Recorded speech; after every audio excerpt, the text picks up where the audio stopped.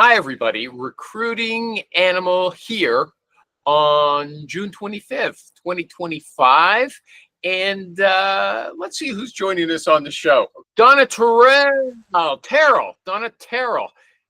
I still don't know how to say her name properly. Welcome back to the show. Can you hear me? Can you hear me? I can hear you. Oh, okay. Well, you had that look on your face like a dog who's trying to figure out what I'm trying to say. Not that you're a dog, okay? Are there any issues you're bringing with you? The only thing that I noticed that I didn't used to care about that annoys me now because I'm having to go through so many resumes is some of the special interests people put on. I used to find it charming, and now I find it annoying when I read about that they like a walk on the beach. I'm like, I don't care. So my industry is we talked about this. I'm so niche. All I really care about is that they've done the job at a relevant company. That's what I need. What about this? Your candidate gets an offer. Oh, your candidate goes out for an interview. They love her, okay? 30 minutes later, they come with an offer. They call you with an offer, okay? The client or the candidate says, look, Donna, I've got 2 other positions I'm interviewing for, and I want to see what happens with those before I make a decision. Your client says, oh, I don't know. She doesn't sound like she's really sold on our job. I think we're going to pull the offer. What do you say? What do you say? How many interviews has she had with that company who loved her? It's the first interview. They just love her. What I would say, if I were an outside recruiter, right? We're talking about agency recruiter. Okay. I would not have told the first company that she's interviewing all these other places. I would have requested another meeting so that she could get to know other people in the company to give her some more time. Like I would have tried to do something to buy her more time. So you'd go back to your client and say, hey, client, I'm so happy you loved her. I agree. She's a fantastic hire. It's a good thing to make her an offer, because we're always saying, don't drag your feet. You know, grab them while they're still out there, okay? So you'd say, I think you did a great job, but no, don't make that offer yet. Sure, I want you to stretch out the hiring process. Pass her around a few other people. Of course I wouldn't say it like that. I mean, that would be stupid. That's what you're saying. Don't tell me you're not using those words. You're not, because those words would be stupid to say. Okay, well, give it to me a different way. Okay, a different way.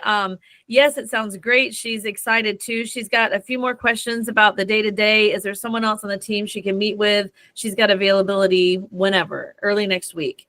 Oh, she's got some questions about the day-to-day. What do you got to tell me so I'll know who I want to set her up with? That would be fine. Set her up with in my industry, it would either be like someone on her team or on a cross-functional team, someone who's already in the role. You're lying there, okay? You're walking into a pit. I don't think, not really, because if she's looking, I don't think so. Because if she's looking at other companies and she doesn't know, she's not sold on that company. Because that's what you're saying. Like, she did walk away not sold. So why isn't she sold? You would have already asked her those questions. So you would have said, okay, they're ready for you. Are you ready for them? Well, no, I've got others. Well, what might be better about the others? We get that information. You use that information to find out what else does she need to learn from this one. Do you know what I'm saying? Like, okay, I'm going to concede you made a good recovery. Yes. But, okay. What? So that's sort of a shift. Now you're selling the candidate as well. You're saying, look, Betty, what is it that's keeping you from committing? Is it what are the specific issues? And she'll say, you know what? I think it's a great job. Maybe they would offer me more money or a little more responsibility in this area or something, or they're paying for my education. Maybe they'll pay for I don't know, career advancement. So would you actually go back to your client and say, she wants more money, she wants more opportunity? No, because you would go back and say, this is a really fast offer. Like some of the things you said, wow, that doesn't usually happen this fast. I think if you want to make sure she says yes, a way to seal it is, and then you would tell them those sweet spots, those perks of what she wants. So you're not saying it like it's a demand. You're not saying it like she's coming back with all these extras, but you're saying, wow, you're moving really fast, which is generally good. But, you know, if you want to make sure that she says, yes, here's what I would suggest. Okay, you're doing a good job, you know, like the boxer's footwork, but no, it's a losing. That's what you would do. I do a good job. No, you're raising issues that aren't really there. Okay. What do you mean? How do you know? This is all made up right now anyway. Because she might be ready to take that job on the terms offered, right? But what you're telling them is no, she doesn't want the job on the terms offered. She doesn't. Say that again. If she goes out to those other two companies, she might say, Donna, you know, I spoke to these other guys. I'm ready to take that offer now. But what you're going back and telling them right away is, you know, she's not happy with this offer. If she's just being stupid and just like, oh, I just want to see what other people say. Well, now you just got a bad candidate. I don't know. You might do something different. You might not want to risk it. What would you do if she said, Donna, I just want to see what they have to say? I would tell her that's dumb. I mean, I would give her good career advice, and I would say, is there anything about this offer that they're thinking about? Is there anything about this company that you don't like? You've got a bird in the hand, so why don't you take it? Now, if she had good, legitimate reasons of what she was waiting for in these other companies, that's different. And then I would have things to go back to the company about. Tommy Pistachio Elascio is here, so I'm going to repeat it. Okay, let me. Donna just embarrassed herself with the answer. I did not. You were just being annoying, and you were having an irrelevant discussion. I'm going to bounce it off of these two supermen, Tommy Pistachio Elascio and Dominic Miani. Okay, so here's the situation, you guys. The candidate goes out. They love her. Your candidate goes out. They love her. 30 minutes after the interview, they call you. Dominic, can you hear me? Can you hear me? Now I can. Now you can. You send out your candidate 30 minutes after the interview's over. They call and say, hey, Dominic, I want to make this girl an offer. She's terrific. Okay. You talk to your candidate. The candidate says, I know what Tommy's going to say. The candidate says, you know what? I've got 2 other interviews set up with 2 other companies. I want to see what they have going before I commit to anything. What do you say to your candidate? I don't blame you. Take a look at everything. Okay, well, the company, your client says, you know what? I think I might pull the offer because she's obviously not that enthusiastic about our company. She's not sold on this job. I don't want to bring in somebody who doesn't think it's just, you know, peaches and cream. You guys got nothing? Donna gave me better. You're an idiot for doing that. What? You're an idiot for doing it. The company's an idiot for doing that. Why? Right? Like, well, first of all, there's a lot of things missing. Did the recruiter should have known they were interviewing elsewhere before they sent them to that client. They should have let the client know, hey, he's interviewing at 2 other places. She's interviewing at 2 other places. You know, they're not through me. However, they do have 2 other interviews. So I don't know if we're going to get them or not. Do you still want to interview them? Yeah. And then I would even tell my candidates, like, hey, if you already have those scheduled, and that's showing the client, hey, this is a good candidate because they're sticking to their word. They committed to those interviews. Well, at least let them have a chat and see. And then if they come here, you know it's the right fit. You were the best out of all 3 companies. Isn't that what you said, sort of, Donna? If once they check everything else out, I don't know. I was so embarrassed. It's hard for me to remember my answer. I missed you. What happened, Donna? Okay, but you guys just simply dodged the question when they said we're in love with her. We really want her to be in love with us, and she's not. Okay. No. Okay, so again, there's a lot of things there, but I think you're looking at she may be in love with you, but this is also not a marriage, right? So stop trying to say it's in love and marriage, right? You know, are you going to sign a alimony agreement and stuff like that? So if they end up leaving, you're going to pay them? No. So fuck off with this stupid they're in love. I like that kind of telling your client, this is maybe rich style. Fuck off with that. They didn't love. She doesn't love me stuff. Yeah. I mean, that's just such a stupid thing. She doesn't love us, right? Like, I don't love you. And I've never loved anybody I work for. It happens a lot in the boutique size companies that I work with. It happens a lot because they really want to believe that the person only wants them. I know. So I've encountered that. I've heard it too. This goes back to the whole point about not working with candidates or interviewing at a bunch of other places that aren't through you. Okay. right? Okay. That's true. Okay, So Rich said via his new copywriter, a slow hiring process means a slow moving culture. A slow hiring process is good if you want to hire turtles. Okay. I said that, he didn't. Okay. So he said, listen, these are his words. Moving quickly is not reckless. It doesn't mean you're skipping steps. It means you came to the interview prepared. It means you know what a good hire looks like. Who are you agreeing with? Do you agree with Rich on that? Yes. Especially for sales roles. Because if you map out what you want exactly, like if I say, hey, I want somebody that has relationships in automotive, so target somebody in Metro Detroit that has a sales background in automotive, and they can come over and sell this WMS software. You know exactly what kind of profile you're looking for, and if you interview that candidate and know the right culture fit, boom, there you go. It's time to move. Let's go. Okay, so Donna's imaginary client who made the offer 30 minutes after the interview, they were there saying, look, Donna, I know what I like, and I know what I need. I'm ready to make a hire. That's the right move. They did the right thing, right? I'm going to say not always. It depends. Okay. You don't like that answer, but it does depend, because I have one team that moves too quickly often because they get nervous and they feel like they want to fill something fast. So you have to know who you're working with. So if you're working with someone who does know what they want and they're just being decisive because they're a good hiring manager and they understand, yes, but you have to know who you're working with. And if they're a panicky person, then you got to slow them down. Yeah, I would 100% agree with that. Okay. Oh, isn't that interesting? So glad other people joined the call today. Yes. Okay. Yeah. Okay. Here's something else that Rich said. He said value statement. He wouldn't, he doesn't like the way I translate it.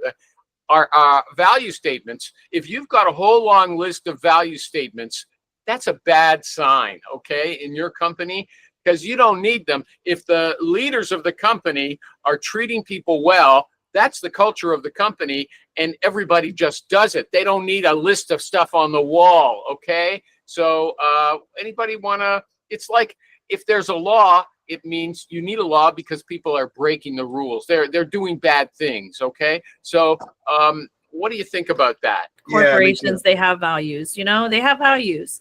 We have values. It's expected. If we didn't, it would be like a red flag in our industry. Like, why does this company not have values? It would be weird. Does anybody from here familiar with Anthony Scaramucci? The Mooch? Yeah. I like him.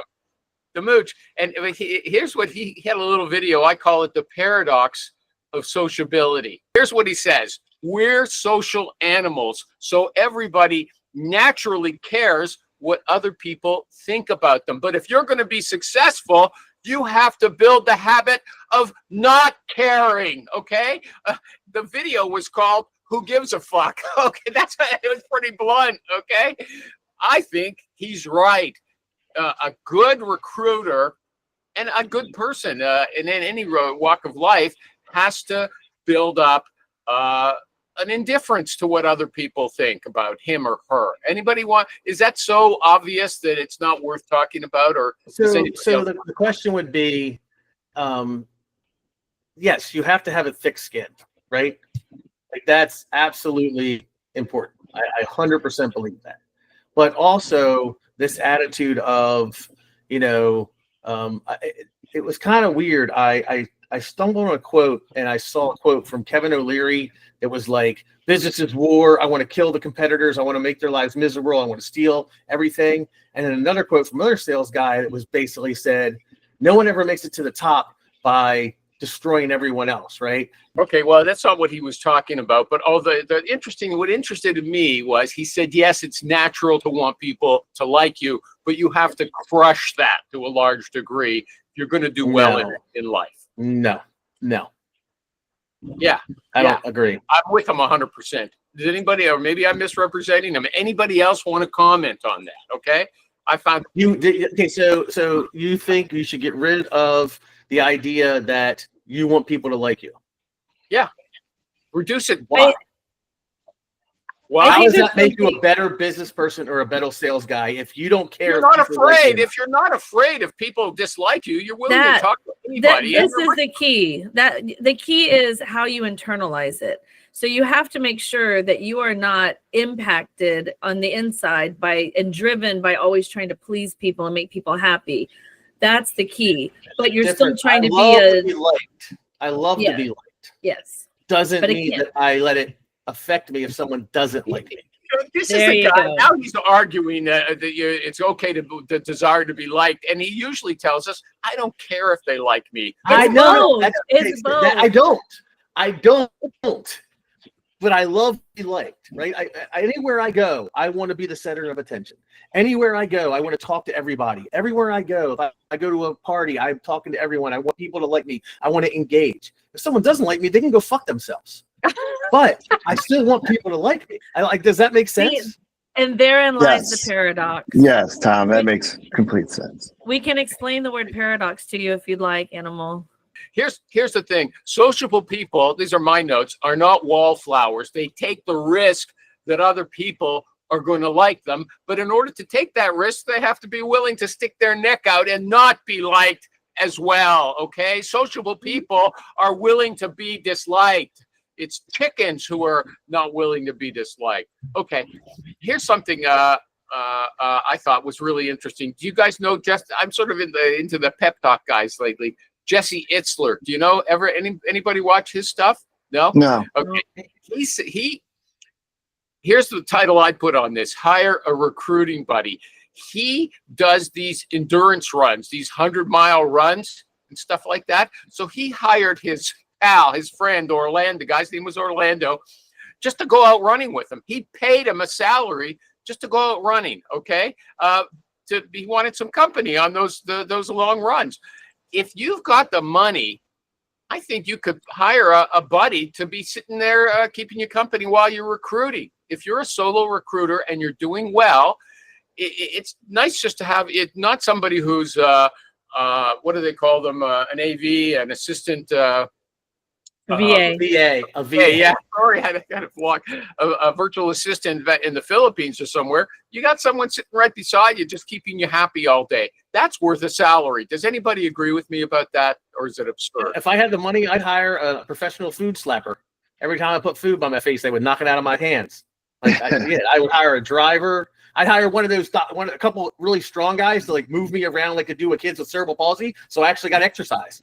They four of them to move my arms and move my legs for me. Shit, money buys everything. So hell yeah, I would do that. Okay, I thought it was great, and he inspired me about that. He also says you got to expect the pain. If you're a recruiter, he says there's going to be major challenges. You have to expect the pain, just like his metaphor is for the endurance runner. If you're going to run 100 miles, you got to know when you get to the 75 mile point, it's going to hurt. You're going to be in pain. He says his nails on his toes fall off and swim around in his shoes. Okay.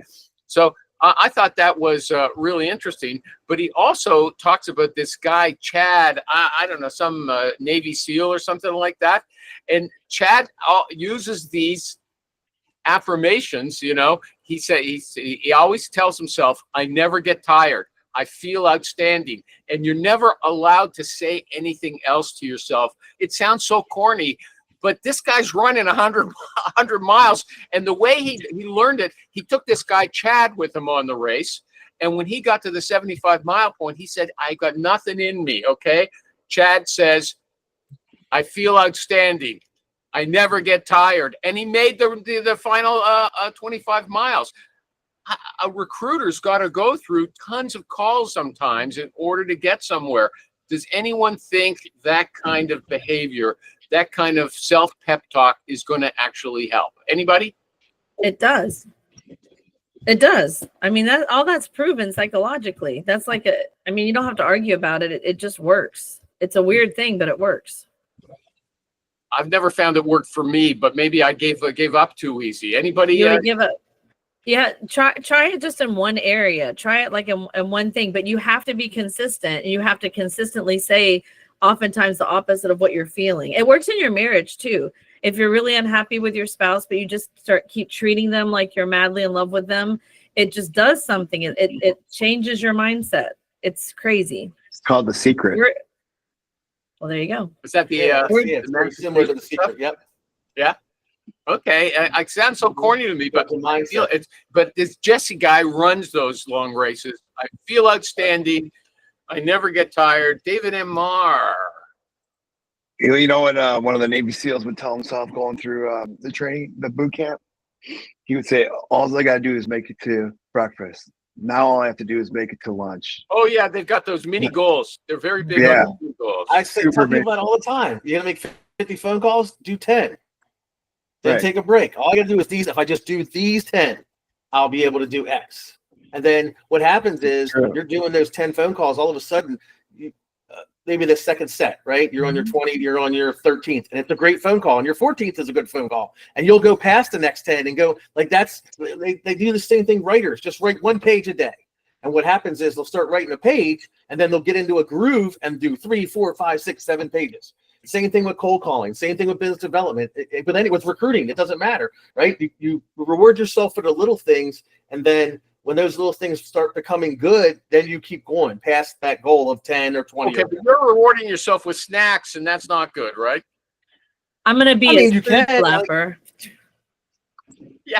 He said he wants to hire a food slapper whenever he puts food towards his face. The guy's going to hit him. Knock it out of there. It's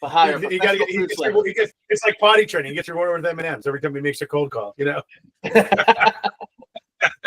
You made a good one, Tommy. Rich Rosen, you missed it. The recruiting animal was dissing you, and the fact that you are now using a copywriter, he called you out. Yeah. Rich, we've been slashing. I hate to be efficient. Okay. We've been looking at some of the. I'll run it over with you again if we can. Let's see. Okay. What does Rich? Oh, Rich says we haven't talked about this. A real sales rep is a fighter, not a lover. Okay. Big billers don't act like greeters at Home Depot. Okay. They pursue people who don't want to talk to them.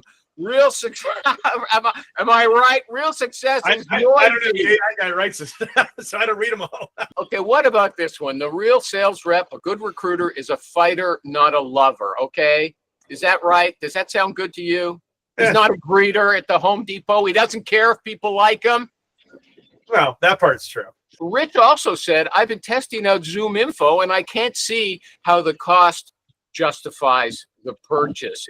It's only marginally better than what I've been using, and Chatterworks and Signal Hire found stuff that Zoom Info didn't. Anybody want to comment on that? Do you still hold to that opinion, Rich? Am I representing you properly? Yeah, I mean, unless you got some deal, like I've got friends, if you got bulk deals on Zoom Info and it's $1,200-$1,500 a year, then go for it. But I would jump on that. Yeah, but even still, you need at least 2 or 3 enrichment sources. Most recruiters have one source or none, which is scarier.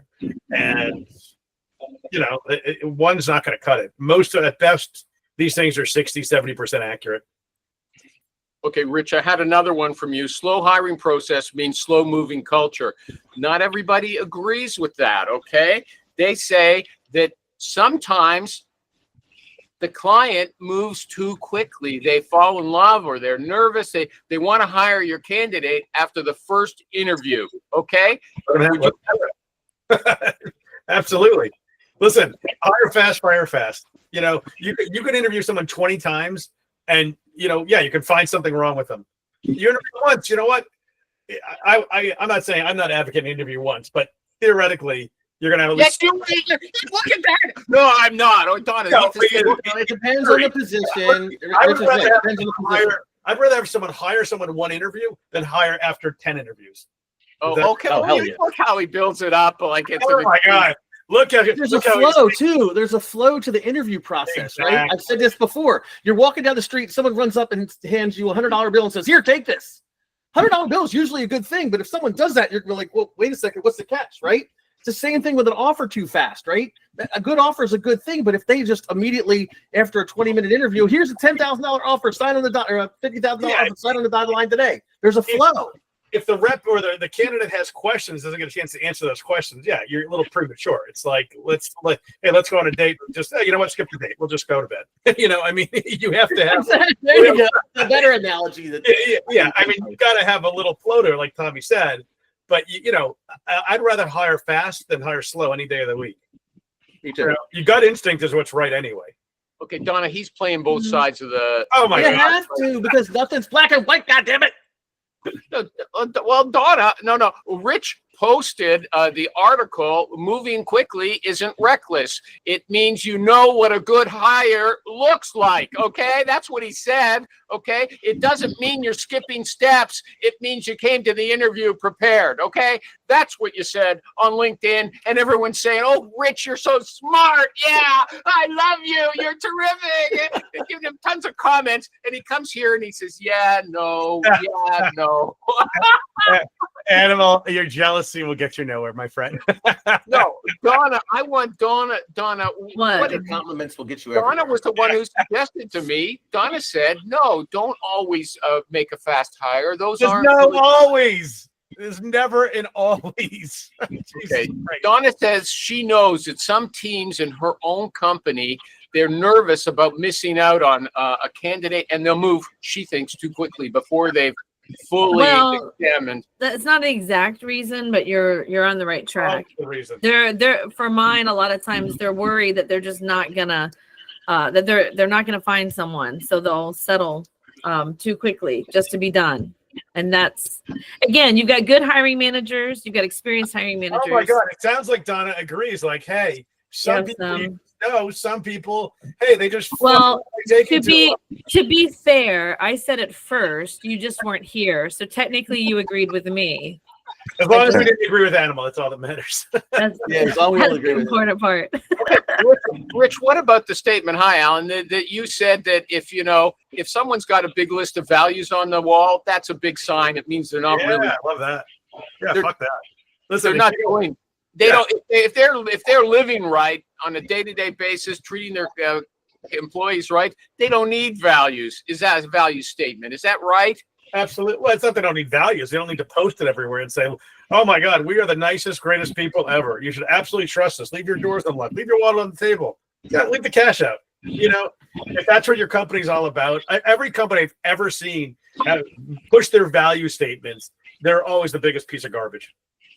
Okay, there you that go. Is an always statement. Always. That's an animal statement. That's right. Okay, well, hold on. Shut him down.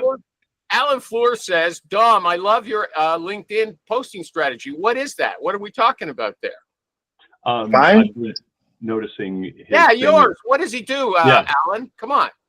He posts. He lets his followers know when he's got somebody available. He asks if somebody knows somebody. He lets them know, hey, I got this guy that's a great executive I just spoke with. If anybody needs because Dom works in a real niche area of logistics, and so that would appeal to people. You mean he gives away candidates that he can't use? No, you just instead of posting a job, you're posting candidates. You know, you post, hey, I've got this guy. It's a great way to do it. Bill, it's funny. I've done it too. And then you get candidates that are like, oh, how about me? Oh, hey, Dom, great PhD post, buddy.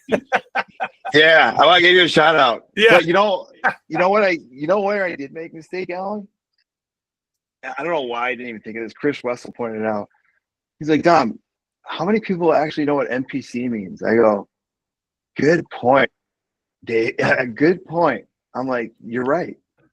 Some recruiters don't even know what NPC means. Yeah. Well, tell us now, because people listening to this show, that if a miracle they get this far in, they might not know what it means. What does it mean? Most placeable candidate.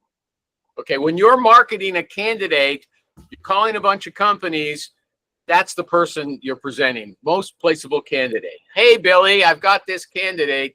And so So Dom is talking about those people on LinkedIn, and Alan Fleur thinks it's the greatest thing since sliced bread for some reason, right? Hey, that's great. I love You know what? it. It doesn't always work, but I'll tell you what it does do. It just worked for a big client for me. He goes, "Hey Dom, I see that you're obviously working with some high level people, but that's not exactly what I need. So I'd love to get on a call with you because you probably have somebody in your network, and that's what it's all about right there." It's about branding and it's about exposure. That's everything. That's the reason for all the posting on LinkedIn.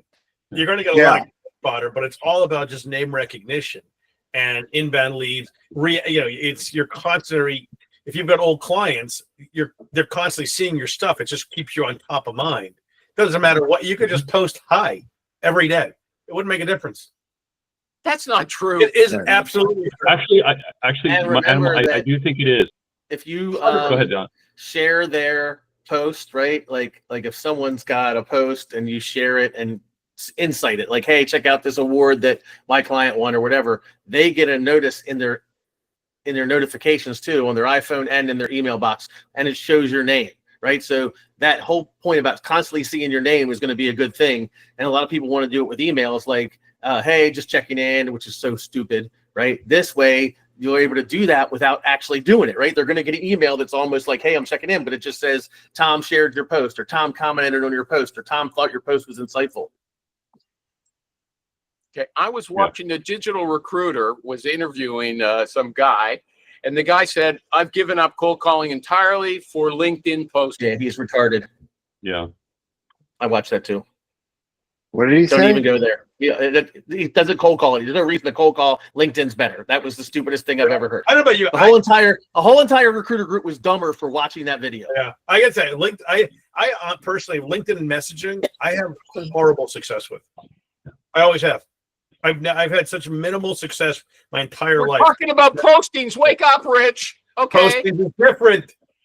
Postings is different. It's not even spelled the same way. Okay, they weren't talking about email or messages. Okay. Okay, but this other guy, the shark, Rich Rosner, he says, here's a tip for social media. Put your stuff on 4 platforms, not just LinkedIn. 4 platforms. Anybody else doing that? I do. I haven't gotten really any traction. Mine goes to Facebook group, Facebook personal, LinkedIn group. I had it on Instagram, and then they nuked me for some reason. I don't know why. I probably have to set it back up. But I've never seen any significant success beyond LinkedIn. Yeah, I'm going to start doing it heavily on X and Instagram and Reddit. You put on Truth. Because where are all these young kids coming up from, right? Where are they at right Reddit. now? Reddit is somewhat, but if you want to get into them, is Discord, Telegram, TikTok, Discord, Telegram. What was the other one? WhatsApp. Thank you. Yeah. And that's how they're all communicating. Like my kids are on WhatsApp. TikTok. You mean a WhatsApp group? What WhatsApp group? Yeah, WhatsApp has groups. Slack has groups. Right? I think Slack's older for older people, but my kids, like 21, 22 sales. Oh, by the way, my son scored a huge commercial job with the city of Baltimore for their train track system. It's an emergency. It was like a $60,000 job. His average job is like 10 grand. He's on cloud fucking 9 right now. Yeah, anyway, so and my daughter has her master's degree in works for the healthcare industry, and that's all they're on. They're on fucking TikTok. They're hard. Like, go look at my kids' Instagram. There's hardly anything now. Do you guys find a lot of people using WhatsApp in the U.S. though? WhatsApp's so much big. It's big in Europe. India, huge in India. Yeah, it's huge everywhere, but here. I mean, it's bigger. It's getting bigger and bigger now. And like they said, the younger generation too. Mm-hmm. It sucks because I got people all over the world. And I got to go back from Slack to WhatsApp to I know it's pain in the ass. LinkedIn. It's like, man, X is actually there's a lot of really good talent in there. It's a little bit wonky to navigate. Same thing with Reddit. You can find some gold mines in there, but Reddit's groups. You got to join the groups. That's you have to join the groups. I made a lot of money in the groups. That's where you make the money. The other thing I'll tell you is you have to abide by whatever the rules of the groups are, because they'll block you or kick you out.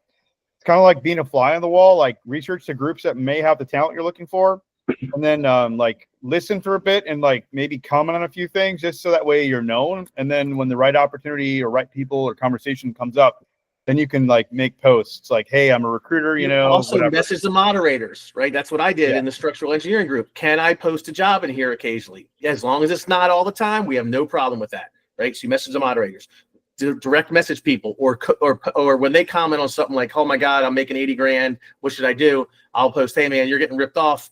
I'll send you a DM if you're open to engage. And then I send him a DM with my LinkedIn in Thomas Alashio and say, hey, if you're open to connecting on LinkedIn, fine. But if you want to remain anonymous, we can connect here.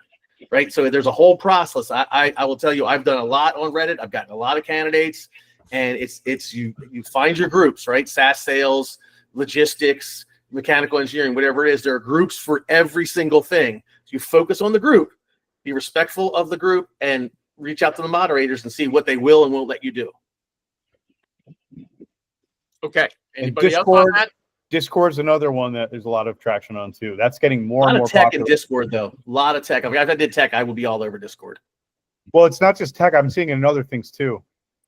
But yeah, I haven't found. I would love to have like a structural engineering group. I haven't found anything significant, and a lot of the time it's all people from overseas. You should create Tommy. Rich is right. You should create it, Tommy. It is. They're actually if you build it, they will come. Ben, there's a good strategy we can talk about later. Benjamin on his Ben Mena. With he did there was a pharmacy research patent research guy who did I thought he did a real interesting thing with LinkedIn, creating a LinkedIn group and then only making it private. He was the only one that could post, but because it was a group, he could invite others in that niche to just, hey, yeah, I'll join that group, and then he just uses it. Yeah, I don't know what you're talking about. Tommy, if you happen to know, I would- went back to my Mac. I gave up on my my PC. Why? Because I find like a PC, it's just like having a cranky girlfriend. You never know what you're going to get in the morning. You wake up and you got some new fucking problem you didn't even know you created. So, I had to delete that thing when I said, I've been using remind me in 1 year Mac. when Rich goes back to a Mac. It didn't even last a year. no, it literally left. I've you know used what? Windows my whole life as an IT person before I got into recruiting. And I always, every freaking time they have you reboot for something or update this, update that, and you're right in the middle of shit, and you're like, what the heck? So Macs, you can leave running and you don't update them or do anything with them for like months, maybe even years at a time. It's great. It's just a better system all around. I mean, I bought this kick-ass PC. It's now going to be a paperweight. It's so annoying. I mean, it was 800. It was only $800, but it's still, it's like 36 gigs of RAM and, you know, a top chip and everything else. Hey, Animal. Sorry, I want to interrupt you, Rush. All right. I'm here. I don't know something real quick. Yeah, Can I show them everybody something? Yeah, sure. You want to talk about thinking outside the box? Can I raise one issue? Okay, Rich just said it's like having a cranky girlfriend. The guy's been married 30 years. Okay, what does he know about cranky girlfriends? All right, cranky wife. Is that better? Okay. Look what this guy did. This is the message I got. He sent me 2 cents on PayPal with a message, and it comes into my inbox. This guy is sending messages via PayPal by sending 2 cents. Wow. Jesus Christ. And talk about thinking outside the fucking box. Yeah. Hey. Yeah. Hold on. Tell me, is that impressive? No. No, but it is different, right? With all the noise of all the emails you're getting, this is fucking different. I will give him that, and I'll probably reach out to him because of that. Yeah. But you know what? So we were talking about this in my Thursday class because like I had a guy sent me a I don't know where my Teams thing, my Google thing went here, but I had a guy that sent me a Yeti mug. No idea who it was. Sent me a nice big Yeti mug, like not a cheapie, like a big one. And I'm like, I don't know, whatever. The guy, I dug through to see who the hell it was from, and so saw the guy's name on the invoice, but there's no note, no card, no nothing in it. And the guy, emails me 2 days later and said, "Hey, hope you liked your Yeti mug or whatever." I was like, "Oh yeah, whatever, great." I don't ever use it. Like I choose this big thing, but whatever, it was nice, right? But I took the guy's. He called me. Then he called me. I took the guy's call because he sent me the mug, right? So he felt obligated to take the call. So, most of us don't want to spend any money on all this crap, but you think about it. This guy, maybe he spends, I don't know, whatever, $500, sends it to 50 targeted people. I have no idea, whatever he spent. Sell $2,000, right? he was pitching this whole sales assessment program. Like you could go resell for him or just give it to your clients if they wanted to use it. He'd give you half the fee, whatever. But the point is, if this guy, gets a couple of clients, gets a couple of recruiters out of it, and gets, a few hundred customers out of it or whatever, what's your cost? I mean, so he spent $2,000 to acquire $20,000 a year in revenue or whatever it works out to be, right? Like we all look at marketing, like most of us don't have a marketing budget, and we should. And I'm included. Like my AI writing garbage is my marketing budget now, right? But most of us don't have it. You look at, oh my God, I don't want to spend $600 a month or $1,000 a month. But all right, who cares? Spend $12,000 a year. If you make 3 placements out of it, you made, whatever, $60,000, $100,000. Dominic's spends all kind of money traveling, right, to conferences and stuff. Yeah. But no. Go ahead. I just got it for free actually, just today. I helped this guy with automation. He goes, "Here, I'll pay for your ticket." That's awesome. I mean, but that's the thing. Everyone should look at it that way, and it's. I mean, there was an executive recruiter with it was Heidrich or Korn many years ago, and she would send them. She went and bought a bunch of those individual C's. What do you call them? Anyway, C's individually boxed things. She'd send them to an executive that wasn't calling her back, and she'd leave a handwritten note. It's like, okay, when you take the 5 minutes to eat this, call me. Let's talk about the position I've been trying to get a hold of you. Or Donnie Deutsch. There's a famous story when they thought they were bidding a car manufacturer. And everybody thought it was when Donnie just started out. Everybody's like, oh, he can't get it. He's not one of the big boys. He doesn't know shit. They went down to a junkyard and bought like a bumper, a rear view mirror, and every week they sent the auto executives the bumper, and it was like, we're going to protect you. And they sent them the clock and said, we're not going to waste your time. And said, the mirror, we're going to be looking out in your rear view mirror for what's coming and where you've been and blah, blah, blah. They got the thing.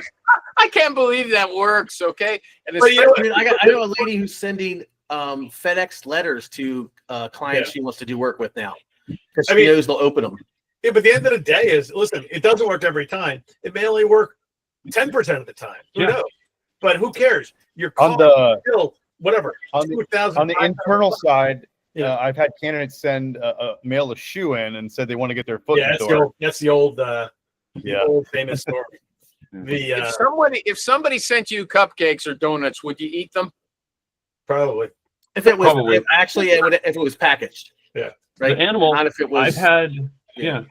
I can't tell you how many cards I sent, handwritten cards I send to. Donna, bye-bye. Thank you for coming. Handwritten cards I sent. If they get the job, they get a. If they get the job, they get a thank. They get, hey, look forward to you starting. If they took another job, I do it to keep in touch. I call them back. They call me. They pick up the phone. They give me referrals. I just drop cards, and I've dropped maybe 5 to 10 cards in the mail every week, every other week. Handwritten cards. Dude, like no one's doing that anymore, right? Like think about everybody sending emails, so a handwritten card might actually get you somewhere that you don't think. And if you do bulk mailing, it's not that expensive. Oh, hold on. These show those are his cards. Just simple, short. But hey, thanks for whatever. Animal, it's not a bill. No, but Jesse Itzler, who we were talking about before you guys came, he sends handwritten notes, a ton of them, but it's to people he wants to work with. He never asks for anything, a business or anything like that. I'll have to look it up to see what he actually puts in there. Puts in there. I wanted to talk about that. Okay. I got it too. You guys got to go. Okay.